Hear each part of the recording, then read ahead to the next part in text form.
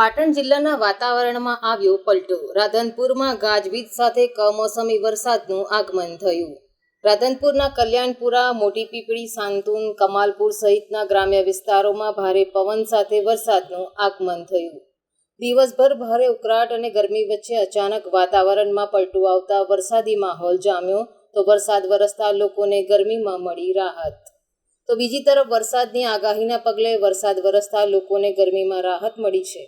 હવામાન વિભાગની આગાહી વચ્ચે પાટણ જિલ્લામાં વરસાદનું આગમન થયું છે, ત્યારે રાધનપુર પંથકમાં વરસતા વરસાદ વિસ્તારમાં ઠંડક પ્રસરતા લોકોને ગરમીમાં રાહત મળતા હાશકારો અનુભવ્યો.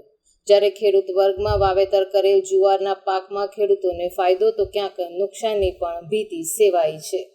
રિપોર્ટ અનિલ રામાનુજ સાથે સંજીવ રાજપૂત, પાટણ, રાધનપુર.